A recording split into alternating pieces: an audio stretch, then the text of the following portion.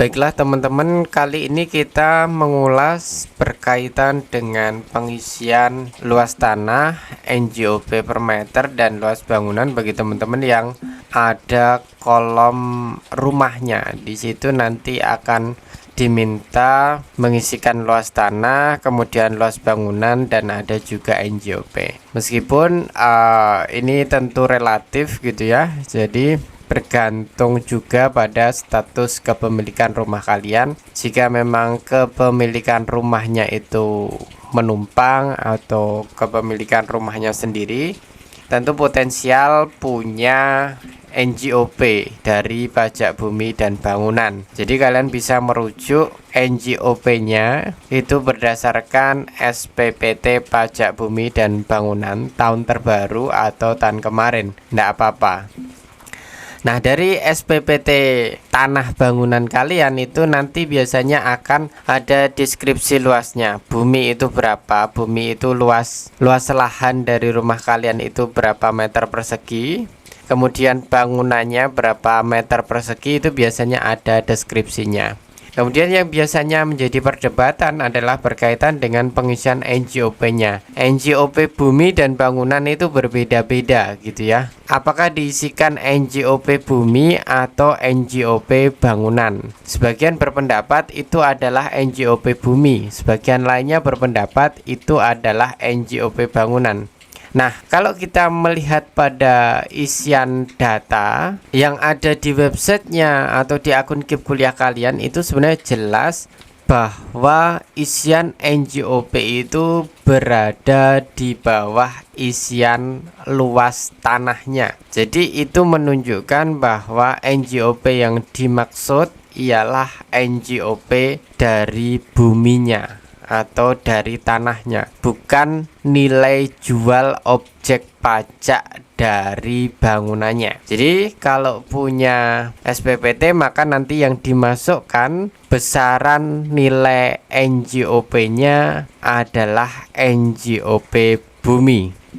Lalu bagaimana dengan teman-teman yang mungkin sudah punya tanah, orang tuanya punya rumah atau rumahnya menumpang tapi kemudian tidak tahu PBB-nya, tidak tahu luas tanahnya, tidak tahu luas bangunannya, kemudian tidak tahu NJOP-nya gitu ya. Kalau luas tanah ya dikira-kira diukur lah ya. Sekarang ada aplikasi yang di situ kalian memutari lahan kalian, nanti luasnya akan muncul kira-kira berapa. Termasuk untuk rumah ya seperti itu, kalian putari samping-sampingnya 360 derajat kembali ke tempat asal kalian, nanti kira-kira akan ketemu luas bangunannya. Nanti kalau kira-kira dianggap kelebihan ya dikurangin sedikit gitu aja ya, biar tidak terlalu errornya terlalu besar.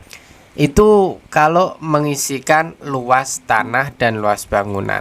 Lalu bagaimana NJOP-nya ketika tidak punya SPPT, tidak tahu NJOP-nya berapa? Teman-teman yang tidak tahu besaran NJOP-nya bisa diisi dengan angka 00, atau kalau nggak bisa ya diisi angka 1 atau angka 2 gitu ya, yang besarannya tidak terlalu besar gitu ya. Itu menunjukkan bahwa kalian memang tidak tahu besaran NJOP-nya. Jadi kalau memang nggak tahu ya diisi 1 atau 2 gitu, angka 1, angka 2 gitu, atau angka 0 gitu ya, agar bisa disimpan. Tujuannya agar bisa disimpan untuk isian data rumah.